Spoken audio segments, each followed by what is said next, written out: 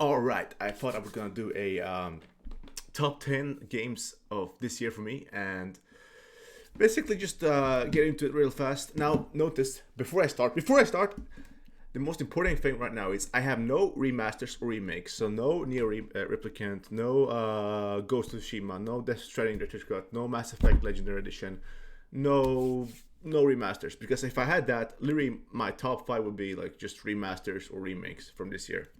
Like no integrate either and stuff like that. Now, for this year, I have played almost 50 games that released this year, including remasters, but there are new games. It's just over 40. So just over 40. So without taking some weird ass time, let's get into it, right? Let's get into it. All right, let's. Number 10. Number 10.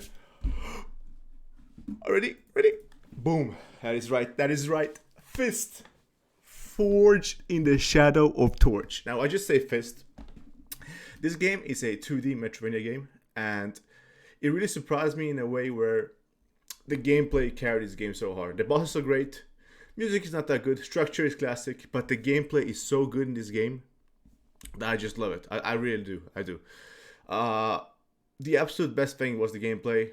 What it was lacking about was some difficulty spikes, but I still beat it. Like the last boss is by like I think I spent more time on the last boss than in every single boss in the game combined, which is fine, which is fine, which is fine.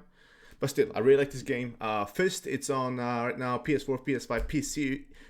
It's on sale on everything. So if you want to get it, get it. That's my number 10. Fist, Forged in the Shadow of Torch. Really liked it.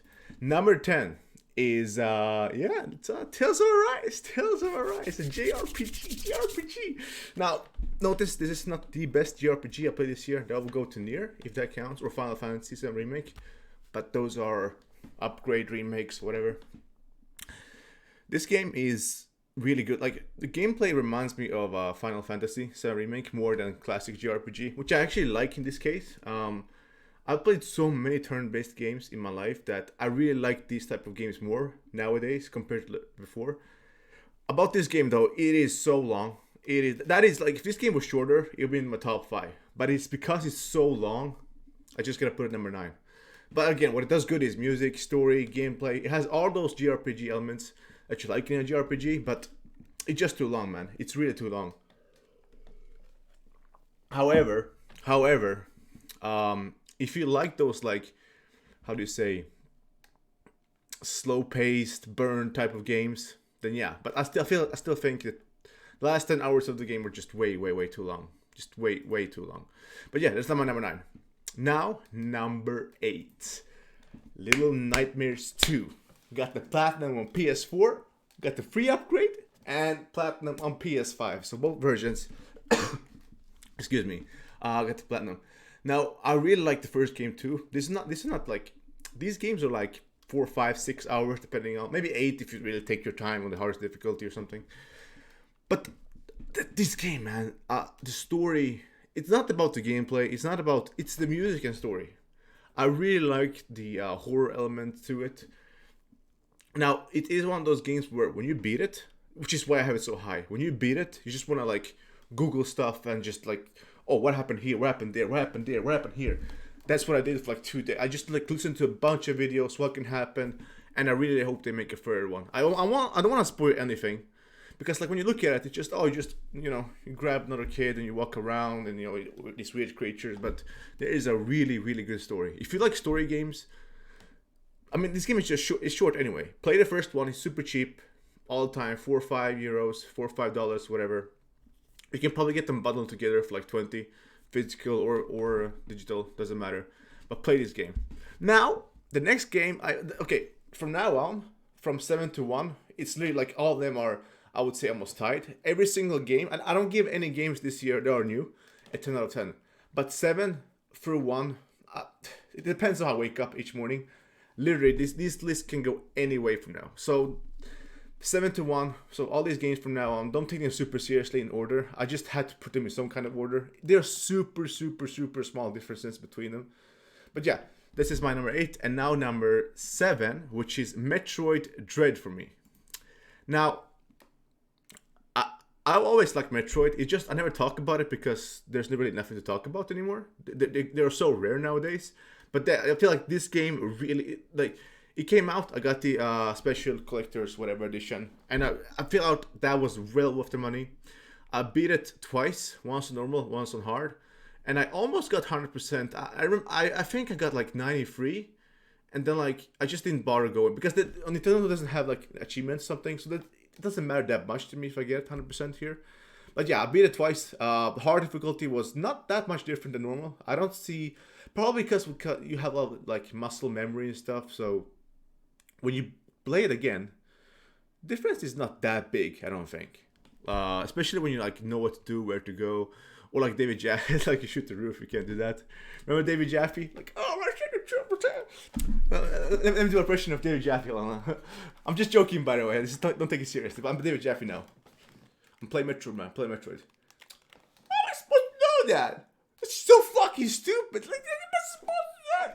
Shoot your roof. You're not supposed to know that. This is stupid. This is stupid. This is why this game doesn't sell. How much is supposed to? I'm just joking. No, that was like people roasting him was funny. I don't think he cares, but yeah. That is my number 7. Number 6, another Switch game. Which could it be? Which game could it be? Boom, Monster Hunter Rise. Yes, sir. Now, this game runs like, almost locked all the time on Switch, locked 30, except like some water areas. But yeah, it's more Monster Hunter. Like, what can you more ask for? Played it a lot. It was my most played Switch game. 102 hours, according to the Switch thing they sent out to you. Really enjoy it. Really liked it. If you like Monster Hunter, you will like this. I feel like the gameplay is the best, but I still think World is better, just because he has so much stuff, and like the just scale of World is insane. But it has been out for a few years though. Nothing really like. If you like Monster Hunter, you're gonna like this game. If you never play Monster Hunter, I would say World is better to start with, but this is easier than World. I would say to start with, definitely easier to start with, but maybe not to play along and stuff. But definitely start with. It is coming to PC, which is why I haven't played this game on Switch much lately. So waiting for that. But yeah, number 6, Monster Hunter Rise. Number 5 is the official Geoff Keighley Game of the Year. It Takes Two. Played on PS4, PS5, got both platinums. Now getting platinum on PS4 wasn't that hard, but yeah, this is like one well deserved of Game of the Year. I think this game, for the award stuff, it takes like. It really thinks outside the box, right? It really does, especially with the co-op stuff. Some stuff in the end, that's like the first time I've done in a game, which is why I really like it that much. It's like, I don't want to spoil the thing, but some of the stuff you do with co-op and just all the destruction and how polished and beautiful and like stable frame rates. It's a game that you buy. It's not a single player, but it's basically what you buy is what you get. No bullshit, no weird ass stuff. Just what you buy, what you get. Very fun. You can play a co-op on couch, or if you buy the game, you can send someone an invite for free, so your friend plays for free. They don't have to get it. One thing though, they don't get trophies or achievement. The people who play for free. If they buy the game, they do that, but for free, no. Highly recommend the game. Best co-op game in a long time. That's like pure co-op made, which is no single player. So that's not my number 5. Now number 4. Yeah. The biggest, by far, the biggest surprise for me this year. Guardians of the Galaxy. Now, this game when they originally showed it, right, on E3, I had no interest. They showed the worst part of the map they could with no gameplay elements. What I mean by that, what I mean by that is the gameplay they showed was just shooting. They didn't show the tag team. They didn't show like any of the combos. They didn't show any of the special cool moves. Maybe like 1 or 2 or something. And they overshowed it for like 20 minutes when people just want to see like Final Fantasy and stuff. Horrible way they did marketing. So I didn't buy it day one. Now I did buy the PC. I did get a PC, and it came with this game. Like I got a code for it. I was like, okay. Apparently there was like a between October and November. If you bought a graphics card with the GeForce stuff in it, the drivers. Once you unlock the drivers, you get basically this game then. So I was like, okay, fine, let me try it. You don't never try it. I was gonna buy it anyway when it's on sale, but man, was I surprised. This is like they nailed it. I mean, when you have when you have a video game, right, that's based on comic books, and they tell jokes where they actually make me laugh, it's a win. Story is great, writing is great, best characters in any game this year probably. By the character, they carry this game. Now, story is simple, but it's okay. It can be simple. What I was gonna say that if you were on fence with this game because of Avengers, like I was, don't care about fuck Avengers, right? Fuck Avengers. Get this game. It's not the same team, same publisher, not the same thing. Imagine Sony, right? You have the Insomniac Games and Naughty Dog. It's like that. This is not the same developer. Make sure to know that before you buy this game. So the people who made Avengers are not the same people who made this game. Very important. Highly recommend this game. I will buy it again on PS5 to play it someday. Highly, highly, highly recommend it. And now we're on the stretch mark right here. So that's number 4. And number 3 is boom, Halo Infinite. The multiplayer and single player combined, right? They come bloop, bloop, like the shield goes bloop, bloop, bloop, like that. All right, so first off, I'm not gonna address the classic multiplayer stuff that everyone complains about. Like everyone knows what they are, right? At this point, you know, progression system, you know, micro or whatever. So the multiplayer, the reason why it's so up here, this is the first time in years, I would say since Rocket League or Uncharted 4 multiplayer, well, actually was invested in a PvP multiplayer. That really says it all. Like I've played with so many people from Twitter that never played with before, had so much fun. Still play sometimes multiplayer, not as much as before because of obviously other games and stuff. But yeah, love the multiplayer, and they will keep improving it, which is why I'm not too harsh about it right now. But the single player, it was like their take on semi-open world or open world.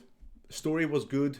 There were some minor glitches, especially like with save. I got my save completely destroyed after I beat the last boss, or like the last boss on the last phase. I pressed start and the game just crashed. My save file got deleted. I restarted over, beat the game again. Got 100% on a normal file.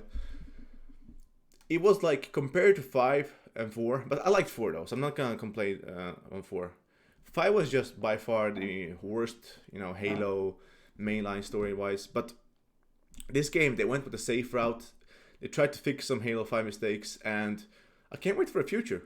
Like when you combine the, this is the best Halo game I would say since like when you combine multiplayer and single player. This is the best Halo game since, and I played them all by the way, the mainline ones, since Halo Reach I would say. Definitely since Halo Reach.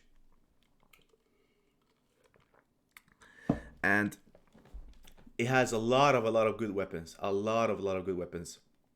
My favorite one is probably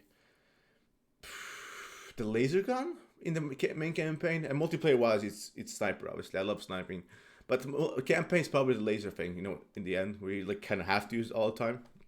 I forgot the name of it, but you know, anyone who's played the campaign know what I mean by laser. Just laser, like the animation is very good. But story wise, like gameplay and original soundtrack, probably the best in the series. Story was safe and simple, I feel like, compared to other Halo games.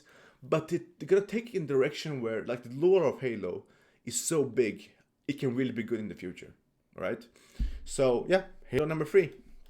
By the way, in Halo, I think I have 105 hours totally. Oh shit! When you combine both the single player and multiplayer. And now we get to the real stretch mark, which is top 2. This is number 3. And here we go. Number 2. Ratchet and Clank Rift Apart. Yes. Oh, this game. Man, I've played I have the PSP game, you know, PS3, PS2, PS4, even on Vita. I've played some. Ratchet and Clank is one of my favorite franchises. Oh, sorry, from Sony. Now,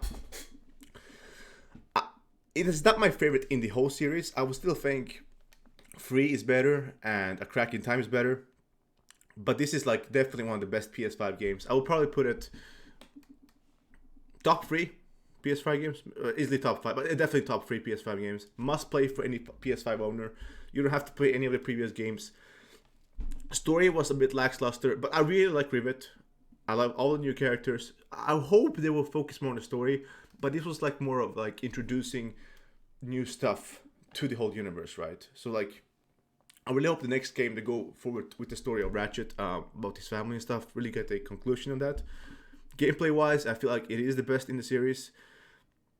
The some of the real stuff when you go into dimensions was really cool. You know, I feel like they kind of overdid the SSD marketing, which is fine, but there was still some cool, like very very cool things you could do. Overall, my number 2 for this year. And now, only one left. Now, picking Game of the Year this year, which like I had to go back and play some of these games, right? I would say Halo would have been number 1 if it didn't have if it launched like complete with, you know, co-op. If it had those like weird issues where like my self-drive crashed and like they had these smaller bugs, that were probably my Game of the Year. But however, there was one game when I think back on this year and I think like what's like the coolest moment in the video game this year. And it was one specific moment when I played this year. I was like, yeah, this is like Game of the Year quality. And it is my Game of the Year. Oh, sorry, I have to drink spit. Got the throat is very dry. But yeah, number 1 is, yeah, Returnal. Yes, sir, Returnal. Now, here's the thing, right? Here's the thing. When you talk about gameplay, this game right here, Returnal, has the best, but I would say the best gameplay of this generation so far. Even like Demon's Souls, Spider-Man, the games from last year. The gameplay of this game is so goddamn good. Every time I didn't play Returnal, I thought about playing Returnal. And that's the only game this year where I felt like that. Now, Halo was fun. I thought about playing multiplayer a lot. But Returnal was like, when I was at work, I went to play Returnal. When I came home, I was in the gym, I was like, I can't wait to get home to play more Returnal. It was, the gameplay carried this game so hard. But what makes this Game of the Year for me is the third main boss. I remember like all these things coming at you at the top, and then like, I don't want to spoil it, right? I don't want to spoil it, but like there's a part in the third boss where something happens, you fall down, and you just see this whole boss, and you see the boss and everything coming at you, and I'm like, wow, yeah, this is Game of the Year. Now it has some issues like crashing and stuff. It only happened like literally twice in 50 hours for me. So, and they fixed it. So like, when they fix stuff, I have to include it, right? Got the platinum in this game. It's not an easy Game of the Year winner, but it is when I think about like moments in games that are new. Let me show it that are new, because if I count a Nier Replicant, that would be my original Game of the Year. But that's more of a remaster. So, Returnal, Game of the Year for this year for me. The best, coolest moment. Yeah, that's it. That is, oh, holy shit, almost 20 minutes. Anyway, that is it for me. Make sure to thank you. Goodbye, people.